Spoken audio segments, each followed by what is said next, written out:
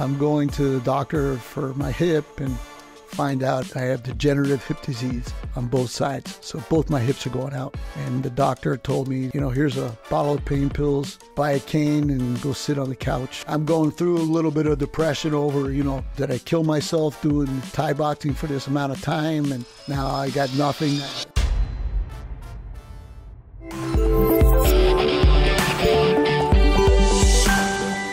Back here with Bob Karmel on a Sunday. Catching up, we had just went over to Chompy's, grabbed some food. Classic place. Thanks for showing me that place too. It's like on the street. Yeah, I know. What I thought it was just bagels. So, but it's like New York style bagel place. New York style deli, bakery, everything. Yeah. So, we're just talking a little bit about you're talking about Vin. He was on the podcast. He's talking about selling his lobsters and. Yeah, I remember selling lobsters. I wanted to buy a box, right? But I didn't know I was going to do like 12 lobsters. 12 lobsters at a time.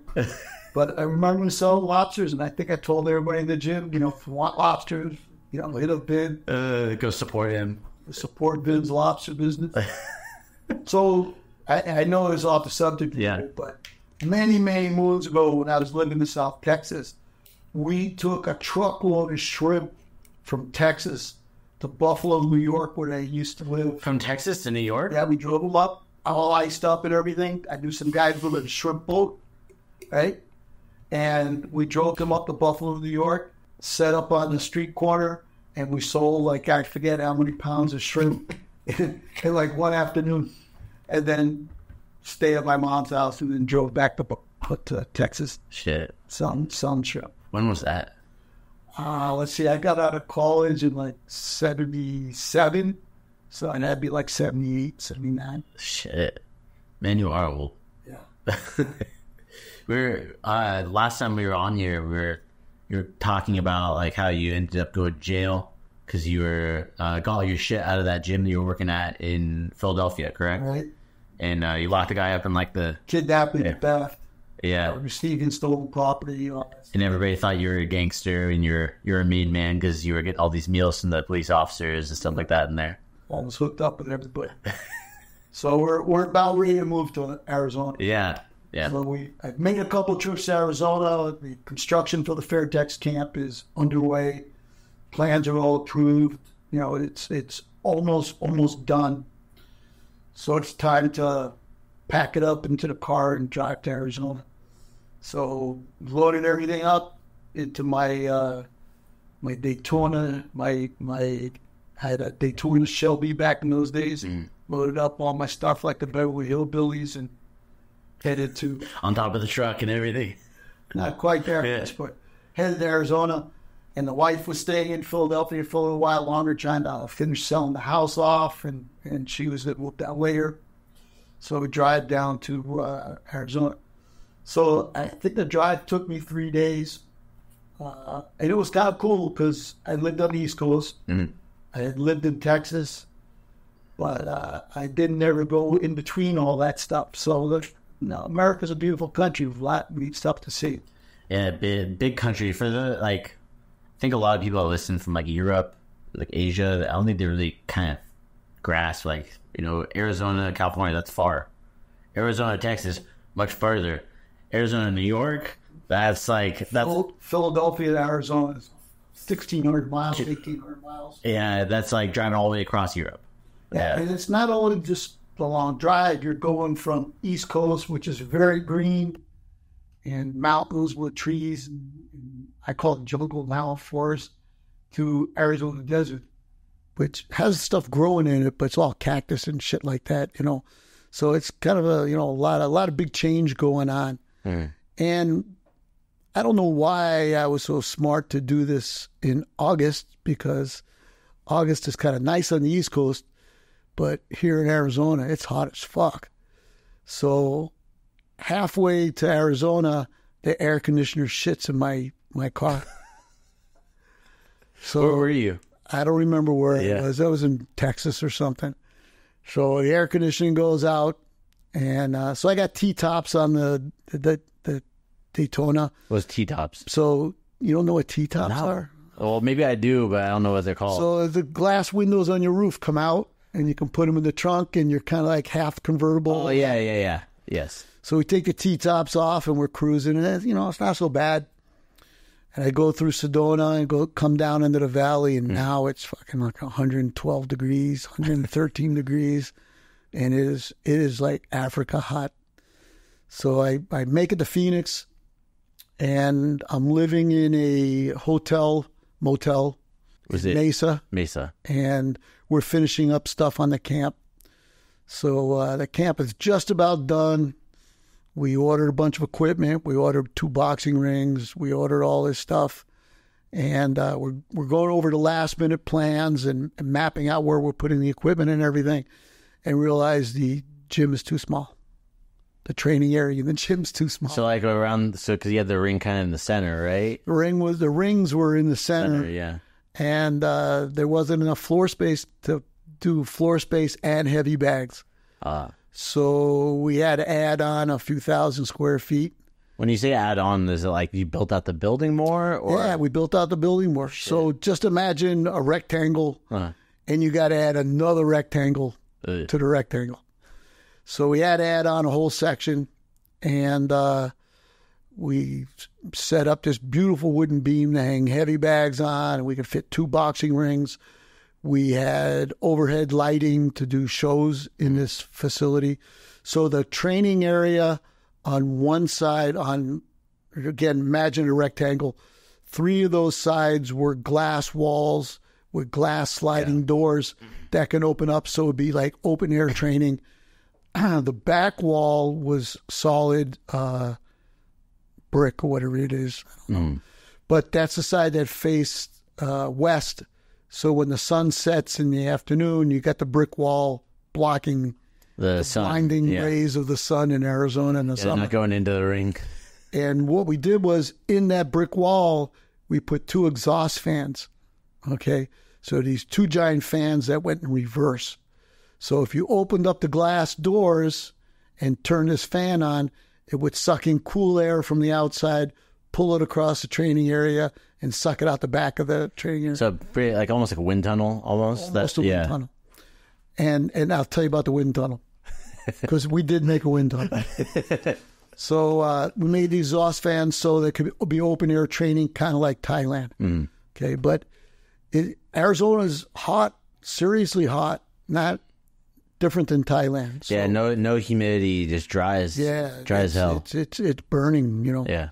So maybe not the best idea, but Philip Wong and myself, we had no idea how hot it was here when we were. So is that like your first summer, like where it was like 112 like that? Were you out here? I had been here in the summer, and I don't think Philip had either. Oh. So we had been here in November and December, looking at stuff. Like, it's nice. It's beautiful, man. It is perfect. So I don't think we really wrapped our brains around how hot it gets, how hot the sun gets.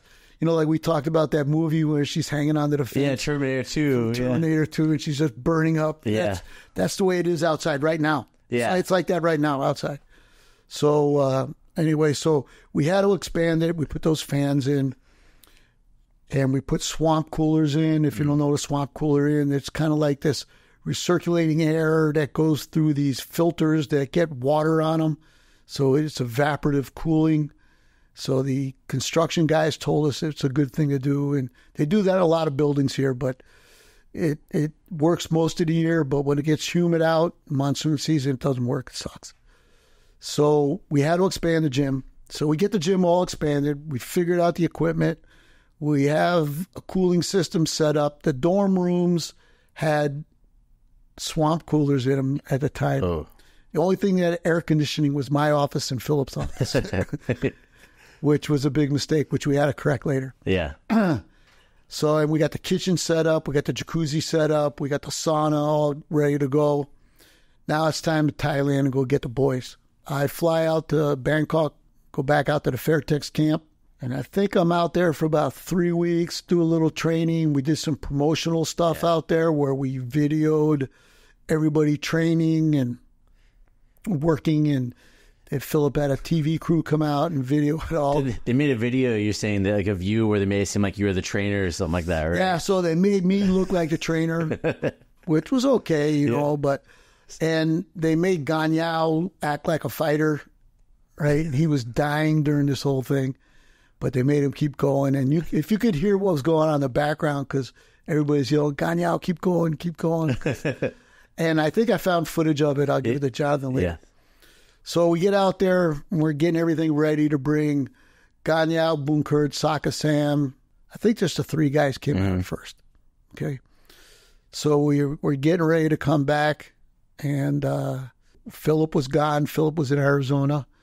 And we're getting ready to have a little adios party the night before we go. So I had been out, and I had never really been out socially with the boys.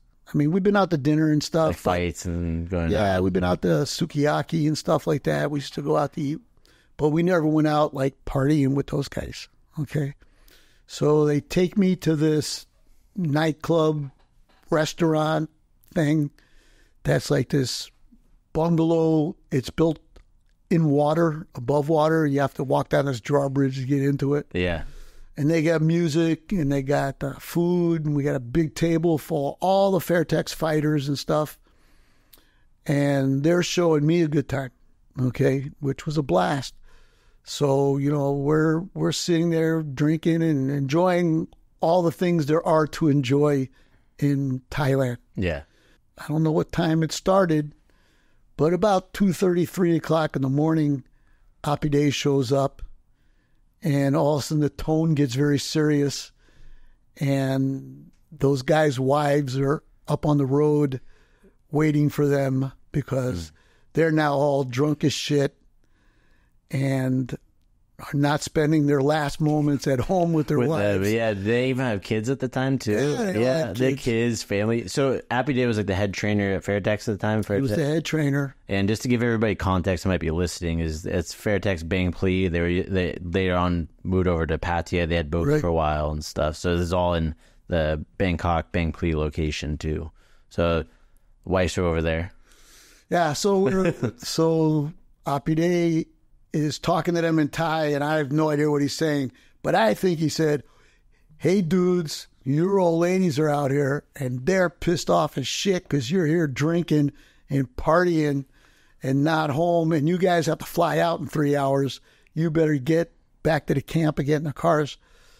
So we get up to leave, and I was the first one across the drawbridge, and all their wives were looking at me like I am Satan. And this farang bringing over, you know, this is all my fault. Yeah. Like, I know what's going on. Yeah, nobody's speaking English or anything. Like, I know what's going on.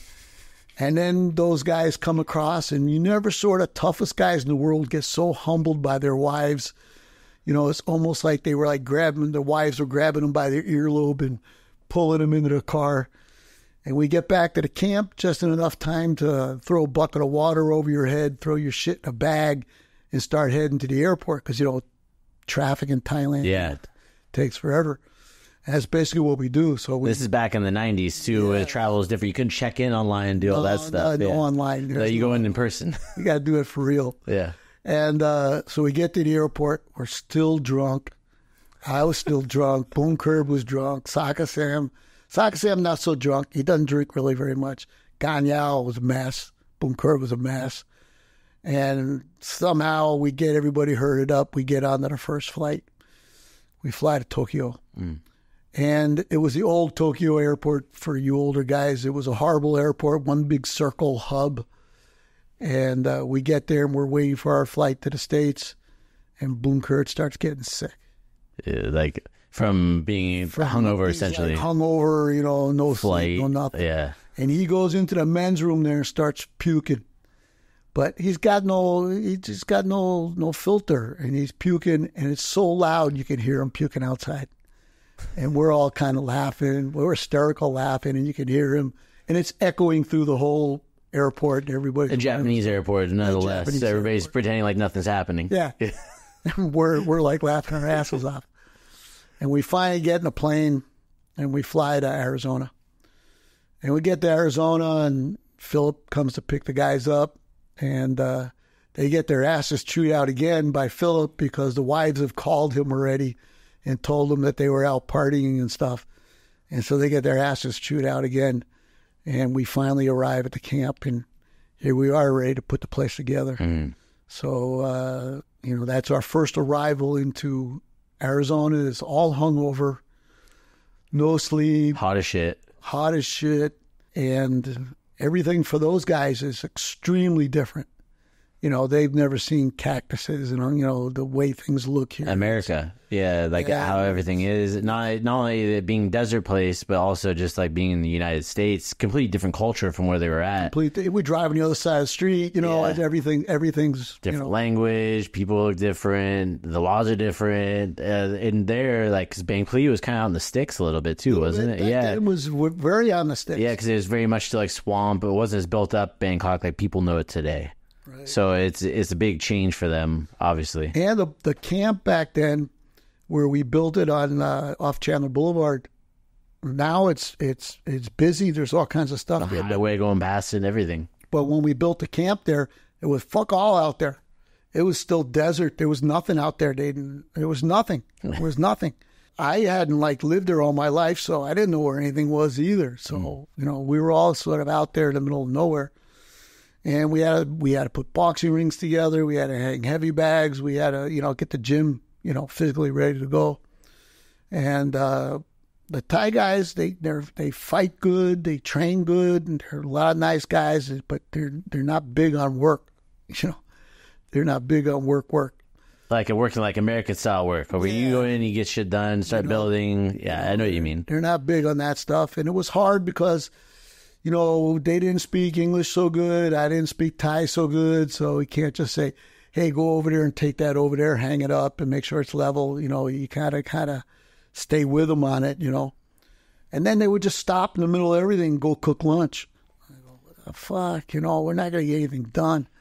When you say cook lunch, for anybody, I know what you mean, but can you explain, when you say they, would you just show up and they would just all be, gone from doing their work and they'd just be, chopping up shit? And Well, it's like this.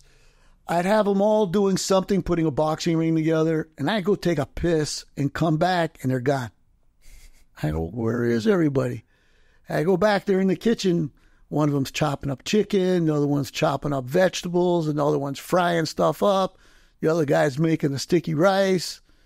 And I go, what are we doing? They go, Bobby, king cow. I go, no, we'll go get a hamburger. We'll get done. We'll eat. We'll go back to work. Yeah. So they kill the afternoon cooking. And, in retrospect, I understand, the food's good, but it takes time. And we only got so much work, We gotta get stuff done. Gotta get the shit moving. Yeah, you need the gym open. So there's that kind of stuff going on, and then so we finally get everything in place, and we're ready to open up the gym. And right in the beginning, it's just us in the gym. We got no people, so we're starting to promote the gym, and I've been thinking about this, in the last week, getting ready to do this interview. Is that I think maybe the Fairtex camp concept that we put together was a little bit ahead of its time. If we were to open it up now, we'd kill. Yeah, we've talked about this before. It's that was just literally, like you said, ahead of the time. Yeah. So we'd kill. So the camp was still kind of out in the middle of nowhere. Phoenix hadn't expanded to the location, where the gym was. There was no internet. There was no... now everybody's got these phones in their pockets, and everybody's connected. It's easy. You got digital advertising, digital marketing stuff you can do. So I had to go print up trifold folders with pictures of the gym. So you couldn't make those up till everything was in place in the gym to come in and take pictures. So we got the trifolds done and we started mailing them out. And, so I would type up the envelopes, and Boom Curb would lick the stamps, and Saka Sam would lick the envelope, and we'd be taking boxes of envelopes to the post office and mailing them out, and I think we took out an ad in Inside Kung Fu and Black Belt Magazine, if you remember reading those things. Black Belt Magazine, they're online now. Yeah. On there. They actually follow us. I think they actually saw your last interview that we did, or like the podcast episode that we did on you. Oh, really? Yeah, because they interact with us in some of our stuff. Because I don't know, some of the people that have been on or something. Interesting. So it's still kind of around, but not in the same, like back then. That was the shit. Yeah, right. That's like you're in there. Every martial artist in the country seeing your stuff. In the magazine, it was like, whoa, you're a rock star. Yeah. So it was hard to promote things, and it was hard to promote things locally. So one of the things we would try in the Phoenix area, if there was some kind of martial art event, we would go to it and paper it, meaning we'd put flyers on people's cars. So we saw an ad for a Muay Thai fight, right? And so we're going, wow, there's a Muay Thai fight here in Phoenix. We got to go. So I don't even remember where it was, and I don't even know how we found it to begin with, but we went out in the parking lot, and we put flyers for the gym all over the parking lot and everybody's car, announcing us. And people had heard that we were opening up this gym. And then we walk in. So there's Ganyao, Bunkerd, myself, and Tim Schaefer. What a motley crew, man. Yeah. So, we all show up and we're in Fairtex gear, we're looking sharp. And we come into this place and they're doing a Muay Thai fight. And we walk in, everybody's seated, and we walked in a little late, and everybody just turned around and looked at us like, whoa, who are these guys? And we sat in the back, we made no noise, and we watched a couple of fights, and Bunkerd's looking at me going, this is Muay Thai? I go, America Muay Thai, not saying Thailand Muay Thai. And I guess it was amateur fights, and in retrospect, they are horrible. And it was not even Muay Thai. It was like kickboxing. Yeah, they slapped the Muay Thai label on it, essentially. Yeah, they just slapped the Muay Thai label on it. And so there was a gym in the northwest side of Phoenix that advertised doing Muay Thai. And one of the coaches there he's still around today. Mm-hmm. But what they're doing was terrible. It was just kickboxing. Mm-hmm. And I think they added a leg kick. But they were still doing, snap kicks and snap chambers and everything. They just changed it from body to a leg kick. You can also do it. It was low kick kickboxing. Yeah. So we went and watched it, and Bunkerd goes, I want to fight. So I go up to the promoter, and I introduce myself, and I go, hey, my guy here will fight three of your main event guys. Because you can put one guy one round, another guy another round, another guy another round. He'll fight all three of them. And the guy sort of told me I was being an asshole. I guess I was a little bit. And said, cool your jets, whatever.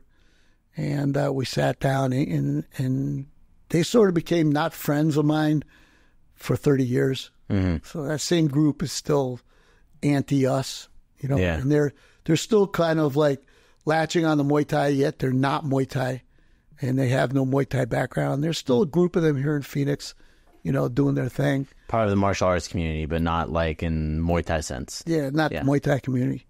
So they're still around, but they got really upset because we put all those flyers on their cars at their show, which I didn't think was like a bad thing because we did shit like that in Philly all the time.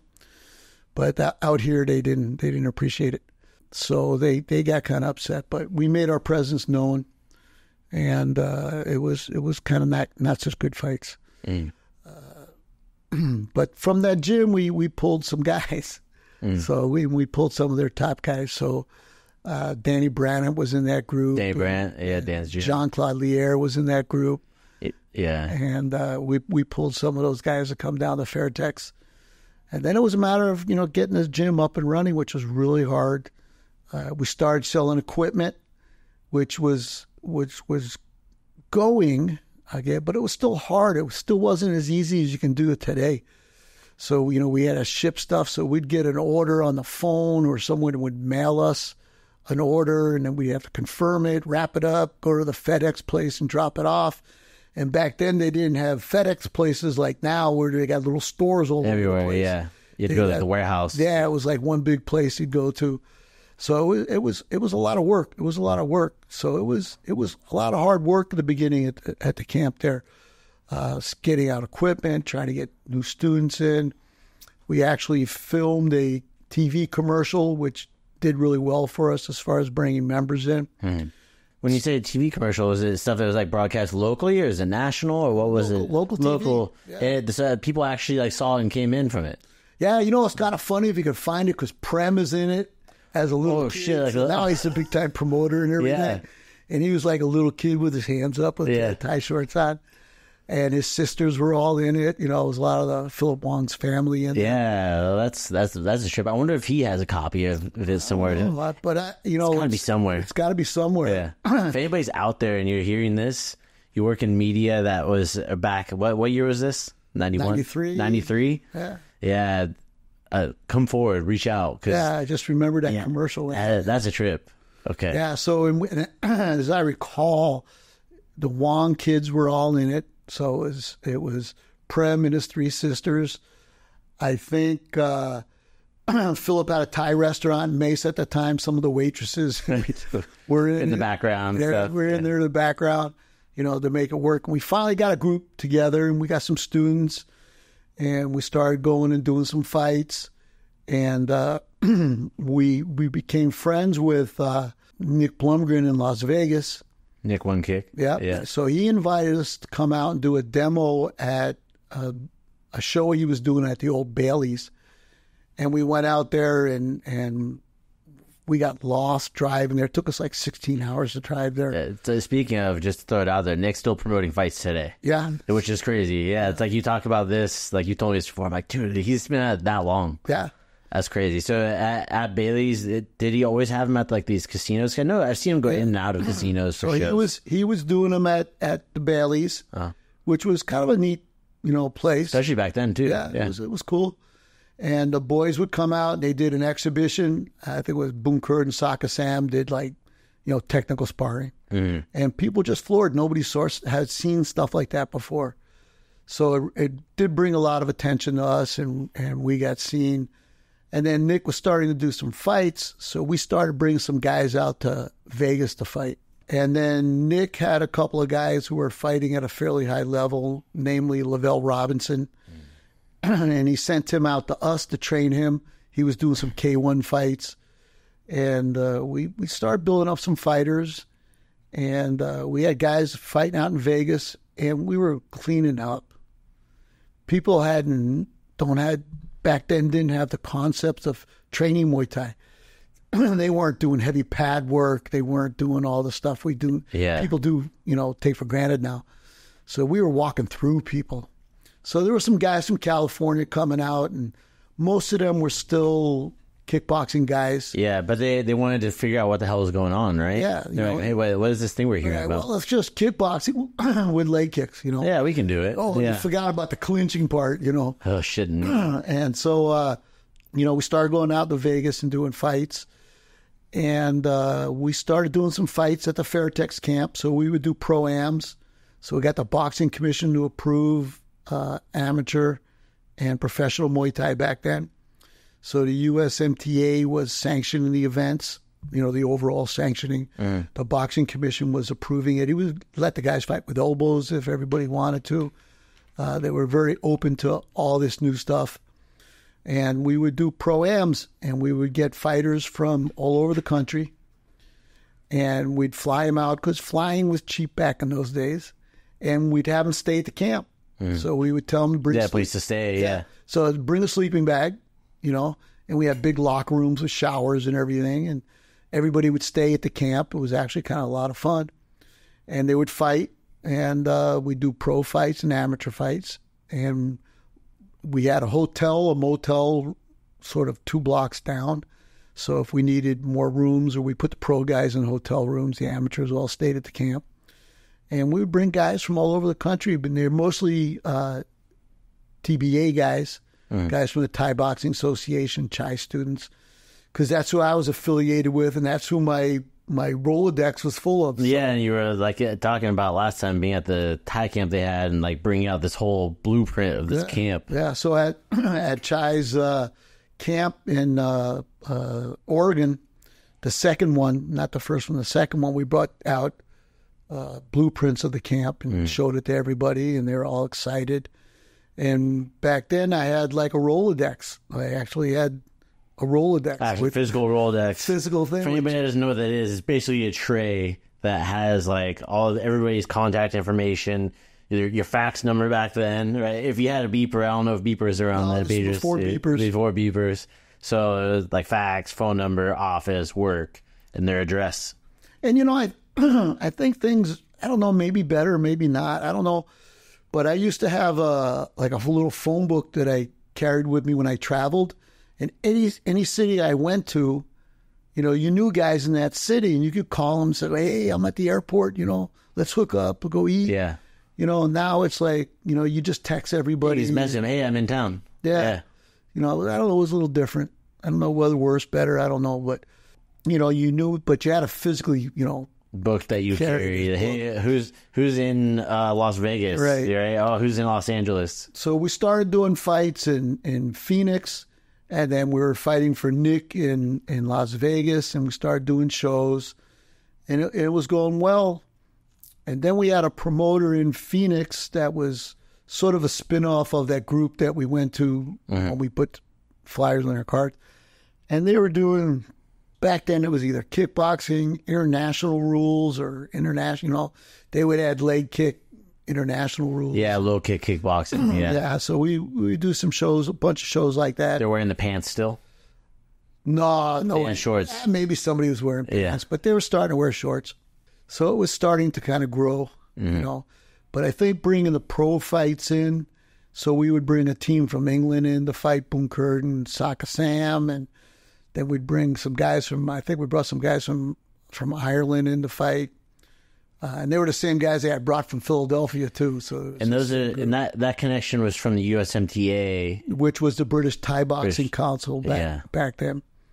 And then we would bring some guys from California. There were some guys from California came out, got beat so bad, I felt bad for these guys. I saw some guy just get his leg so beat up. They just didn't understand the concept of the leg kick. Of real leg kick. They just didn't understand it. I saw a couple of guys just get squished. Bunkerd just, if you never got to see Bunkerd really fight, Bunkerd, everybody knows Bunkerd. I love Bunkerd. He's my buddy. He's like nice animated guy. You wouldn't know. Huh? Sweetest guy in the world until he gets in the ring. And then he changes.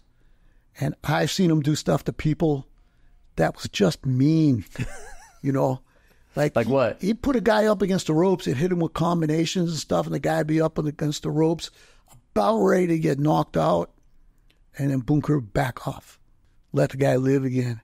And then he'd do it to him again. Oh. It's kind of like that impending doom kind of moment. Yeah. And then he'd back off, And then like the third time, he'd sort of fake backing off and go back and finish you. I've seen him actually do the step on his leg and knee you in the head thing. Oh, no. In a fight? I saw him do it in Pathia. He did it to the guy. But he would do this thing where he was like a lion or a tiger playing with his food. I'm not going to kill you yet.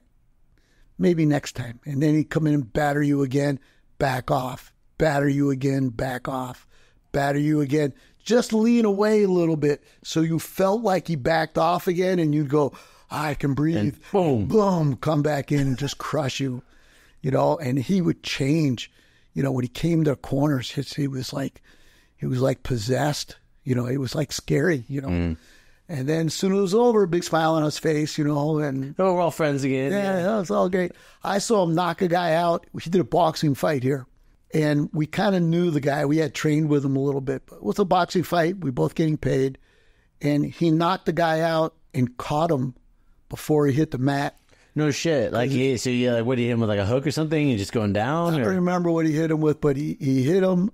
In fact, I told Bunkerd in the corner, you're losing the fight, because he wasn't being aggressive enough. So he went back in, knocked the guy out, and then he caught him before he hit the ground. And held him and slowly put him down. The referee kind of grabbed him and helped him put him down. Yeah. But he wasn't going to let his friend hit the ground. Oh, shit. Yeah. So, he was... that talks about class right there. It's different. Nah, Bunkerd, it's just too bad there was no... The video stuff, that we have today, you didn't have when he used to fight. Because he would, You come back in the corner and say, hey, you got to go knock this guy out this round. You go, okay. And you just go do it. Bunker, you're not doing enough. Okay. It's such a trip, because I met him, like, I knew who he was, but I didn't know, like, this kind of stuff about him. Like, I knew he was a badass fighter, but you don't hear about these stories, less so, like, you're listening to hear to this episode or watching, or have met you and hear you talk about it, or somebody else that was there. Bunker was just so impressive. So impressive. And Saka Sam, God bless him, Saka Sam didn't have the beauty that Bunker had, but he used to hurt some guys. He had a body punch. He used to punch guys. That's what we used to call him, Dr. Punch. So Saka Sam did a fight in Rajadam Stadium right before we left to fly to America, and I worked his corner. So he had the guy in the corner. He had a guy up against the ropes, and he hit him in the body, liver shot, really, really hard. And then he went to the body, and he went to the head for a hook to the head, and the guy sort of swayed back on the hook, and Sam missed with the hook and then hit him with a reverse elbow so hard that we all thought he killed the guy. The reverse elbow was like a swing back elbow, or like swinging back elbow. Yeah. He missed with the hook and just stepped through and reversed, and he hit him so hard, it sounded like wood hitting, like a baseball bat, in a baseball bat hitting something, Yeah. And back then they didn't really have doctors and shit at the stadiums. So a stretcher to bring you out to get the next fight in. That's about it. No. So I worked a lot of Fairtex guys' corners, because if they got hurt or knocked down, I could put them on my back, walk them down the stairs, and they didn't have to get carried out of the ring. Mm-hmm. So Sam hit this guy so hard, we all thought he killed the guy, because the guy fell flat on his face and hit the mat and didn't move. And the guy's corners were all in the ring before the referee even waved it off. Yeah. We went in the corner. We were all there trying to help him and wake him up and bring him up. And I don't remember any doctors coming in, and I think the stretcher came in to carry him out, and I didn't ever see him again. But they didn't have like doctors there. And at Rotterdam Stadium, how was it then? Was it like more open air, or was it closed off at that point? Rotterdam was always closed. It had air conditioning. Yeah. It was Lumpini that was open air. Got it. Yeah, and I didn't know that, but I know like older pictures. I know there was a time where it was open up above the stadium seating too, I believe. Yeah, no, every time when I was there, it was already air conditioned. Cool. And that's why we like going there, because it had air. Yeah, it wasn't like a hot shed. Lumpini was hot and sticky, and it was overflowing urinals and all that shit. Yeah. You're warming up and pissed. It was cool, but it was they didn't have chairs set up. If you wanted ringside seats, they would bring one out for you, would set it up. Yeah. So it was kind of interesting. And I saw some great fights there. I saw Coban knock out Raymond Decker. Yeah. Right in the corner where I was sitting, Oh, shit. And then Coban's out here later, so it was kind of great. But to get back to the camp, so we're up and running. Things are going good. We started to get some students. We got some amateur fighters doing really good. We put on shows pretty good. We did a big show at the Arizona Convention Center. And we had Jean-Claude Lier, Lavelle Robinson, Saka Sam, Boone Kurd, all main events doing big titles, which was a really big show. It was and did really well. And I still have a poster of it somewhere. I've posted it on the internet a couple times. And that camp's doing okay, all right, And back in the 90s, martial arts schools, not like today. I mean, I got a little gym. I got like 250 members. Martial arts schools didn't have big numbers like that. Yeah, like 50, 60, right? Yeah. That was big. That was big. Yeah. My gym in Philadelphia for a while had 600 members, which was interesting again because we taught like 6 martial arts there. And it was a fitness center, so you could get all that in one package. Yeah. So it was a little ahead of its time. And it was Philadelphia. There's 1 million people there. But overall, schools didn't have the big numbers that they have today. I mean, even my school, my gym, 250 floating around there. I know guys here in town have 300 members, jiu-jitsu schools have 300 members. You didn't have that back in the 90s. That's, Didn't really exist back then. No. The market wasn't there. No, it just wasn't there, not like it is today. So like I said, if we had opened up this Fairtex camp now, it would be blowing up. Yeah. We'd drain everybody's gym, But it was doing good. And then Philip and I had a little bit of a falling out, and we had to part ways. I mean, shit like that happens. Yeah. It's part of business. Yeah. It happens. And all of a sudden, the same time when Philip and I are going through this little divorce, and and I'm living at the camp, so I got to move out of the camp, and I'm leaving. If you got a living situation, all that. Yeah. So at the same time that's happening, I start having hip problems. Okay, so I'm going to the doctor for my hip and find out I have degenerative hip disease on both sides. So both my hips are going out. And this woman doctor told me, look, here's a bottle of pain pills, buy a cane and go sit on the couch. Fuck.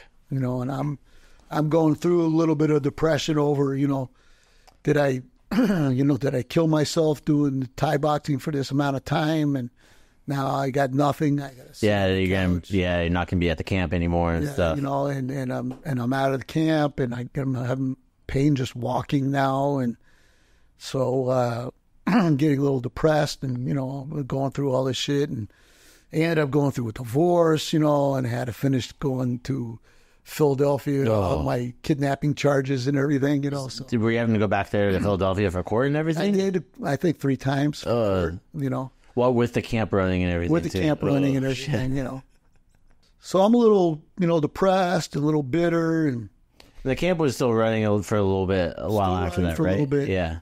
And I sort of disappeared, and I gotta say for Ajahn Chai, Chai Sirsut, he came down into,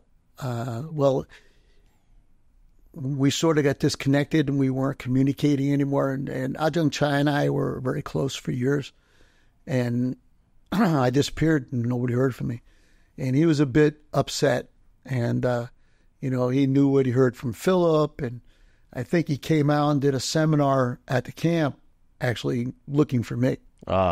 And Chai had come through for me in the past a couple of times when I got divorced the first time in Philadelphia. Him and both Francis Fong checked up on me and made sure I was okay. And did I need anything? You want to come hang out with me, live with me for a bit? Yeah, what do you need? And they were very, very kind to me. And so I think Chai came out and did the seminar at the Fairtex camp, kind of looking for me, but I wasn't to be found. So I actually went into the laundromat business. I think at one point in time here, I owned 5 laundromats. Shit. Yeah, And I just had Tiago on here, and he was talking about, did you know he owned an ice cream truck? No, I didn't Tiago know for Sit-In Gym, his first business was an ice cream truck business, which makes sense out in Arizona.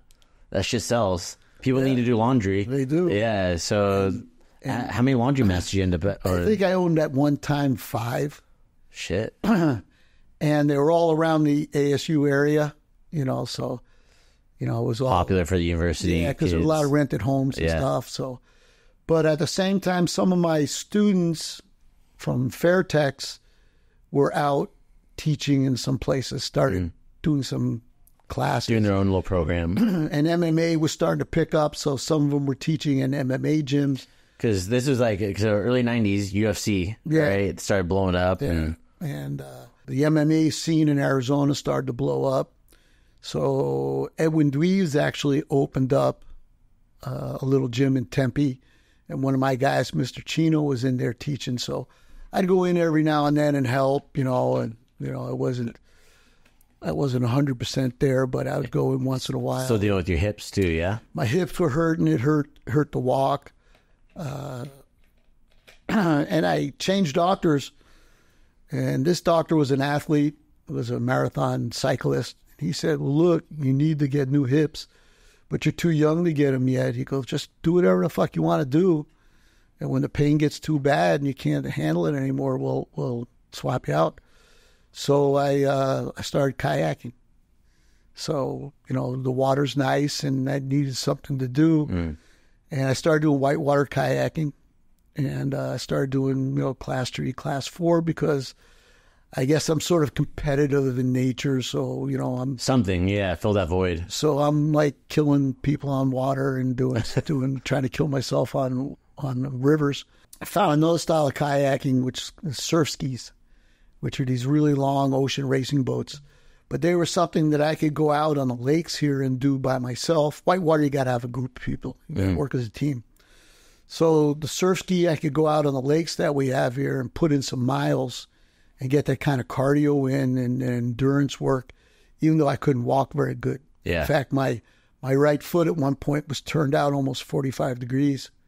Should have seen when they took From your hips. Should have seen when they took me skiing. Okay. Oh, okay. That was bad. But so I started surf ski paddling, and I still do it now. In fact, we just got done doing 5 miles this morning. Yeah, I just snapped a picture of you with your surf ski. So I still do it today. And I did some races out in California for a while and started doing that. But we started doing some more martial arts, Thai boxing in people's gyms a little bit, and started like the guy in The Sopranos, they pulled me back in, And like, we need you. Yeah. So I got involved with this gym, Absolute Martial Arts. They kind of talked me into coming in and helping out. And I was literally sitting on a stool most of the time teaching because I couldn't really walk or stand. So we started doing that, and MMA in Arizona started to go crazy. It was unregulated, and they were doing all this crazy stuff. It's no holds barred fighting, essentially, is what it was, right? It was. If it wasn't professional, the state didn't get involved with it at that time. So we started training some guys to do MMA. So I was actually coaching more MMA guys than Thai boxing guys. And for a while, there was really no Thai boxing going on. And I started coaching some MMA guys. And it was easy because they're not very good. And they don't have to be very good. No, they said make them a little bit better than the other guy. Make them a little bit better than the other guy. And putting them on Thai pads even made them stronger and their cardio better and everything. And we started doing that. And then I started getting involved with Mark Kerr. The Smashing Machine. Yeah, Rico Rodriguez. And was a little bit of Mark Coleman in there. Yeah. There was a little Tito in there. And there was a little Frank Shamrock. Two Ortiz, Frank Shamrock. These are like I guess you could say it's like the golden era of MMA. I think so. Yeah, like, because it's like where it was really booming, it was really raw. Because they're like Mark Kerr, they have his documentary, The Smashing Machine. For anybody that's watching or listening, I highly encourage you to go check it out as a martial arts person, just to like see kind of how it was. Because they were doing bare knuckle fighting and stuff like that, where you could like pull the guy's hair, you could hit him in the groin, you can kick him in the head and stuff. Mark was headbutting guys. Yeah. But they and they're making a movie right now of Mark Kerr. Yeah. Dwayne Johnson's playing Mark Kerr. Yeah. So I thought, just for me, that Mimosa guy that plays Aquaman should be playing me. All right, because that's how I identified. You heard it. They probably did the casting, but hey, there's still time, man. But there was other suggestions that Danny DeVito plays me. So maybe better not that happened. Yeah. But I started working with those guys, and I started going to Pride with them and training them up for Pride fights. And I had a little gym I opened up in Chandler called Back Alley Camp. So it was like a commercial 2-car garage that we completely redid, and it was it was in an alley. You had to drive down the alley to get there. That's why Back Alley Camp. Yeah, and it was next door to a taco place. Ooh. Across from Chandler High School, and in front of us, our landlord, they were gypsies. They did fortune telling. It's like one of those houses that say, "We tell you fortune here." Yeah. Right? So that was our landlord. So they were in front of the gym. So you had to know who we are to find us. Yeah. So at one point in time, I got a picture somewhere of Mark Kerr, Rico Rodriguez, Frank Shamrock, Tito Ortiz, all in the gym at the same time training. And this is back, like you said, Pride Championship. Yeah, this was during Pride. That was back in Japan. For those that don't know, that maybe don't follow MMA, that was on like Fox Sports Network, and it was huge. That was a big deal. It was huge, but you didn't. It was like the UFC. You didn't find it everywhere. Every now and then you had a bootleg it, or it would come up. It was a little undergroundish. Mm-hmm. It would be on a cable station somewhere, but it wasn't all the time. Yeah, it wasn't mainstream. But you were hearing about it, and they were huge shows in Japan. I mean, we did one in Tokyo, Saitama Arena or something like that. Some big arena, like 80,000 people in there. It was crazy. But I went out with Mark and Rico for 3 or 4 fights with those guys, and started getting busy with them. And there were a couple UFC guys that would like float in and out. I can't remember everybody's names. But I was also working with Zane Frazier, and there were a lot of huge guys, which finished off my shoulders for holding pads. Yeah, you see fucking, your left shoulder is done. There is no left shoulder. Yeah. So, and I rarely wear tank tops because I don't like the way my shoulder looks. That's just somebody who's been using their body the whole life, man, to make a living. Yeah. So, we were doing Pride, and we're doing a couple UFCs, early UFCs, and started getting back into it, and we opened up the back alley camp, and, we were training guys there, and it was going well, and there was still not much Muay Thai going on in Arizona yet. So we kept plugging along, and like most gyms kind of rise and they fall, and they rise and they fall. And I had a woman fighter doing some Thai boxing, and there was no girls for her to fight. So we switched over to boxing. And Mark Kerr and those guys had all kind of moved on to doing something else, or they moved, or I don't remember what happened. Mm-hmm. So I actually shut down that little back alley camp and was just focusing on this women's boxing for a while. And we moved into a boxing gym. Just training there. A typical boxing gym fashion. Well, you kind of had to. If you're going to box, you got to be in a boxing gym. Yeah. Because they need sparring partners, need other coaches there. You need to be in the boxing circles. So we started doing that, and we won a couple world titles. I think 3 world titles. We fought some big name women. Won some great titles. Fought in Holland. We fought all over the place. Who's this? Who we fought in Holland? Yeah. We fought Lucille Riker in Holland. That's a big name too. Also kickboxer, right? She was a Thai boxer. Yeah. She was badass. Yeah. And she fought against a dude. Yeah. And we fought her. Didn't win, but she fought against. She was like, I'm gonna fight a guy. And it was kind of funny thing is how things go around. We fought her in Holland on a Showtime fight. Right. It was a great show, and it was right before her movie came out. Shit, what was the name of that movie she made with Clint Eastwood? No idea. Oh, no. Come on. She plays like the evil boxer, and the girl hits her head on the... Oh, she was in that. Yeah, it's she was the bad boxer. $1 Million Baby. $1 Million Baby. Okay, so I didn't know that was Lucia Riker. That was Lucia Riker. So that we fought her about a month before that movie broke out. We did that, and that was great. And that was my girl's last fight. Mm-hmm. She fought with a bad ACL, and I think that was pretty much her last fight. Mm. So it becomes an issue now of money and time, and what are you making at these fights? So yeah, we were just talking about this before about like fighters now. It's like Glory was doing some good stuff where he's making good pay for people, and then now it's like, hey, now you're going back to it's like. The dollar figures we're talking about when it comes into compared to focusing on business and coaching, private lessons, personal training, it's peanuts compared to that. And then on top of it, your brain, your livelihood, getting hit in the head all the time, you're getting fucked up. Yeah, it's like this is at what point does it actually serve you anymore, right? So after that fight, I sort of stepped back from the fight business again, and it's kind of like there's a sport you love, but it doesn't love you back. Someone said there was a UFC fighter. He has had like a quote. Few people have said that. Yeah, he had one. He's all. It's like a girl from the streets. It's like a hood rat. No matter how much you love her, she's never gonna love you back. Okay. So I stepped back, and I was worried about my own future, and I went back to school, and I was going to get a degree in radiology and become a radiology technician, cook, fighter, next career radiologist. So So I went back to school, and school was weird for me because I'm a little older now than everybody, and I'm really not that smart, you know. I'm dyslexic, and, you know, I'm not really that smart, so some of the medical terminology class was just not happening for me. That's a lot of reading to have to deal with that on top of it. And the algebra, I tried to explain to my algebra instructor that when I went to school, algebra hadn't been invented yet, and that didn't work. The English and stuff was okay because I was able to date my English instructor. Ah. You know, so you get a little passing grade. My teacher, and I had another math teacher that, you know, I'd get him tickets for fights and stuff, you know, because I was still going and doing some pride shows with these guys. And but the school thing really wasn't working for me.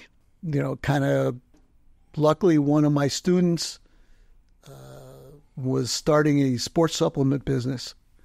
So I started working with him, and we started a Nitro line of sports supplements, which became the first big sponsor of the UFC. What was it called? Nitro Sports. Nitro John Sports. Scott's Nitro. Okay. So we were before... I'm sure I could find an image of it somewhere on like the UFC canvas or a corner, right? Dana White made everybody wear polo shirts that said Nitro Sports on it and all this stuff. So I didn't know that. There was some controversy involved with that because we had another guy in Vegas who was part of our company who tried stealing it all from us and stuff. So it was some more drama going on there. But in the interim, when I'm working for the supplement company, I was starting to teach again. Mm-hmm. All right. And I started teaching for Roland Serrera at his gym in Tempe.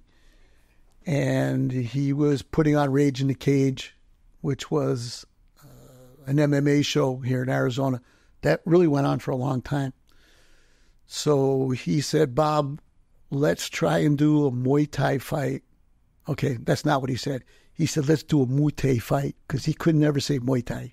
So what did he say? Muay Thai? He says Muay Thai. Yeah. So we started putting on all the Rage in the Cage shows, 1 or 2 Muay Thai fights. Okay. And the crowd, in a cage? In the cage. Yeah. Okay. So the crowd would go crazy for him. So we started a whole show adjacent to Rage in the Cage. So I think it was called Rage in the Ring at first. Mm. And we started doing Muay Thai shows. Okay. So they were USMTA sanctioned. And we started putting on good fights. So like Tiago was one of the original gyms that did those first 1 or 2 fights. Mm. And we started doing these little shows that were sort of Rage in the Cage shows. So sometimes we do 6 or 7 MMA fights, and then we do 4 Muay Thai fights. Yeah. You know. And then we started a whole separate show, just Muay Thai. Okay. And it started doing good. And I really wasn't teaching anywhere regular. I would stop in some gyms and work a little bit, but nothing really solid. And then Edwin Dweebs called me, who was a big, Rage in the Cage champ. And he goes, we're getting ready to open up this new gym. The owners wanted me to dig up a Muay Thai guy for the gym. I want you in there. So this was the beginning of the Lion's Den. The Lion's Den. Yeah, for those that don't know, it was that, is it Frank Shamrock? Ken Shamrock was in there, right? So they had one in Reno, which was the original one. Then they had the one they opened up here in Arizona. And then I think there was one back east somewhere. Mm. Okay. So we getting ready to open up this gym. So I do a deal with the 2 owners. They hire me, and the gym is being built out. It's going to be in Scottsdale on McKellips and Hayden. Mm. And we're training in some guys, one of the owners' garages in Scottsdale where he keeps all his cars and stuff. And it's an MMA gym. We got Muay Thai, we got boxing, we got jiu-jitsu, we got MMA. So they're teaching all this stuff in there. So they're building out this facility in Scottsdale, and we start selling memberships. So this is like 2006, okay? So on weekends, we would open up this facility during construction and start selling memberships, okay? And these guys were really good, and business was good. And we signed up We opened up the Lions Den in Scottsdale with 800 members. Whoa. Opened the doors. Whoa. So 800 members. where it used to be 60, now 20 years later. Boom. It's huge, right? Huge. Yeah. My beginner class had 65 people in it. Was it just you that was running it? No. Yeah, I was like, damn. I had some elves helping. Yeah, thank God. Some of my older guys who had been with me for a while. So it would be like 4 or 5 of us teaching class Yeah. at the same time. So at the same time, they were also doing all this big MMA stuff. So they started this MMA team that you had to try out for, and they had this whole big thing with Ken Shamrock being there. And they had a tryout. They had this whole big promotion. It was a big deal. I remember hearing about it in California. Yeah, yeah, I remember so this. It was a big deal. So we got a program up and running. So in my gym at the time, like Danny Brannett was one of my coaches that was in the team. We started training guys. So this is where Nick Chastain and Damian Early first came in. Yeah, Adrian. We had all these. This is big gym going on. Big team. Massive. Massive operation. Massive team. In fact, we went to the TBA with, I think, 14 guys. The TBSA, which is going on right now. It's going on right now. Yeah. And I think it was 2006. So I'd have to check. But we came home with like 14. That was like their like third or fourth year doing it, right? Somewhere around there, yeah. So we came home with like, 14 or 12, 18, championship belts. I mean, everybody won. We walked through with everybody. Because we had been fighting with no shin pads and stuff on. You go, a tournament with shin pads. Shin pads, headgear, yeah. It's just hard sparring. Yeah, it's just hard sparring. So at the same time, we started developing the shows. Okay. So this is about the time you were fighting. Yeah, because I think I first saw you guys I think it was 2010 when Nick One Kick was doing shows at the basketball stadium. Like Sackism was there. Right. I think Nick fought one of Mark Beecher's guys. Right. Was out there. Nate Chambers, I think is who it was. Nick Chambers. Yeah, I fought somebody who was like 15 pounds heavier than me because my opponent didn't show up. And he got away with shit like that then? Yeah, you could do it. I won. That shit was crazy, though. You couldn't do that anymore. But that's when I first met Bob Karmel. So we were doing shows, and I think it was called Rage in the Ring with Roland. And we were doing shows in weird places. We did shows at some fairgrounds, and we did some shows at bars. But it was really growing. Yeah. So the Lions Den was huge because I knew I used to sell $15,000 worth of tickets just in the gym myself. Yeah. So we started doing shows in Celebrity Theater. So Celebrity Theater sits like 2,400 people. And I think we were selling that out. Also got approved to do elbows. We were also allowed to use liniment. We were also taking shin pads off. So you were coming out with just elbow pads. So everybody was coming out here to fight from California. So we had guys from California coming in here to fight. Everybody was coming out here. Because at that time in California for amateur, they couldn't fight with the elbow pads. They couldn't do elbows. It was just, it was like punch, kick, and then you could clinch, but you couldn't press. You couldn't use elbows. Right. Yeah. So we were doing these shows, and everybody was blowing up. So as an old guy now, when I look back at all this stuff, so gyms blow up, gyms fall apart, they go up, they go down, It's business, yeah. Well, it's not so much business, but everything's a short life, Yeah. I've seen so many guys already retire, who were like, I remember when they just started and now they're retired. Yeah. So everybody has a shelf life, sorry to say. It's true. But, for me personally, the Lions Den was like my strongest point physically. Even though I still had hip problems and shit and everything.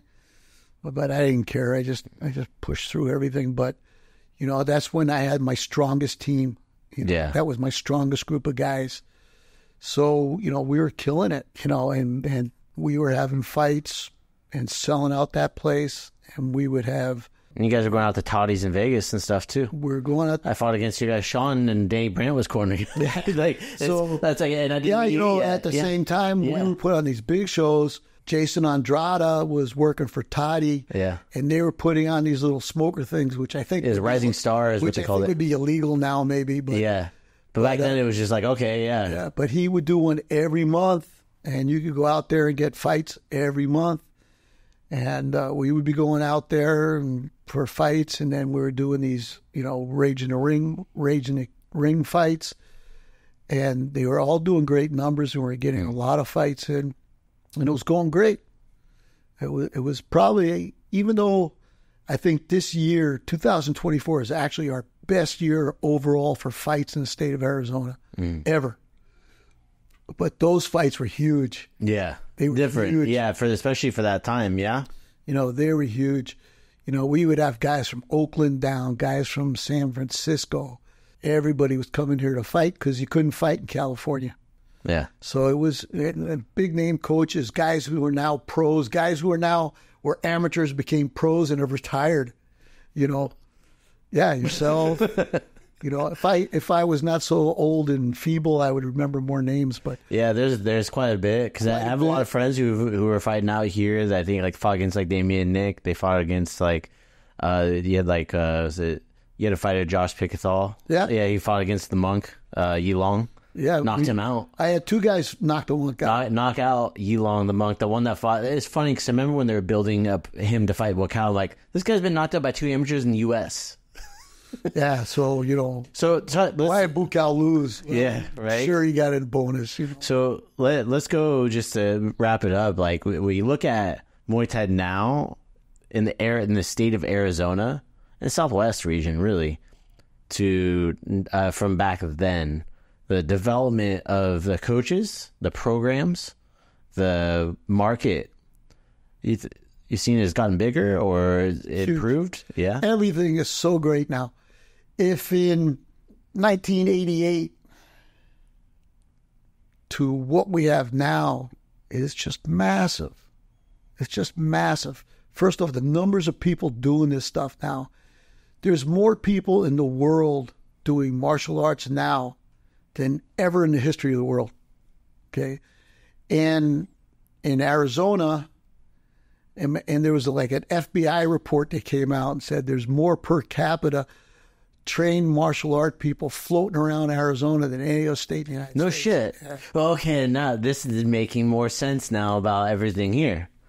Well, I add +1 right here. Because there's so many gyms here, so many people here. Yeah. It's like everybody's got a concealed weapon in their hands here. Everybody knows how to do a little something. But for right now, it's the best it's ever been. Right now in the state of Arizona, first off, we have a quality show every month. Okay, quality show. All right. And when I say quality show, it's the promotion, the because of the internet, the flyers that are going out, the matchmaking. Because now you're getting more higher level amateur matches, right? It's not somebody who's higher level versus somebody who's right. Yeah, we're just trying to get a fight together, So we're getting quality matches, and the guys are doing better and better shows, and it's a beautiful thing. And now all the promoters here in Arizona are working together. Yeah. So we went through a period of time where we all go, "Fuck you! I'm doing one next week. You want to do one the week before? I don't care." Yeah, it sucks to be you. Yeah. Yeah, it sucks to be you. My show's first. I'll try to get your matches on my show. Yeah. So now they're all working with each other. So we got one guy's show on on 1 month and the other guy's the next month. So you can actually go show to show. They're all about 6 weeks apart. So you can do multiple shows, okay? The judging is way better than it's ever been. It's just growing, getting better. The matchmaking is getting better by the coaches. And, of course, USMTU oversees the matchmaking, approves all the matches. But they've been coming better and better. Yeah, you don't have to check them as much. Like where you have to, hey, dude, what the hell is this? Yeah, we got a guy 11-0 with a guy that's got no fights. Yeah. So the matchmaking's better. So we're getting better fights. We're getting less injuries, right? The venues are better. The crowds are better. They're more educated. They all know what's going on. It's so good now. Okay. Of course, it could always be better. You know, we've got pro shows. I mean, we actually have two pro shows going on in Arizona now. So we got 2 more pro shows going on this month. California's got about 4 or 6 pro shows going on.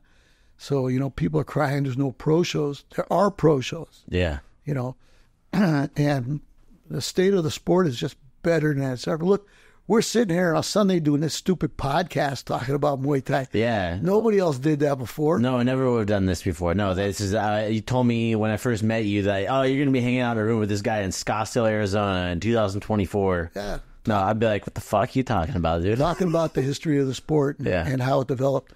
No, there's equipment everywhere. You can buy equipment. Online, ships direct to your door. You don't need to go. There's probably a Thai guy somewhere doing it, but they have a DHL guy that comes over on his little tuk-tuk, brings it, ships it. You get it in 3 days from Thailand. It's crazy. And the gyms are all busy. I know Fabio's gym's got a ton of people. Citan's got 1 million people. Vin's got 1 million people. Gyms are all big now. People know what Muay Thai is. And you used to not be able to put Muay Thai on your window. You got to say kickboxing. Mm-hmm. You know. Well, so Bob, until next time, man. All right. Thanks for coming in. Good talking to you.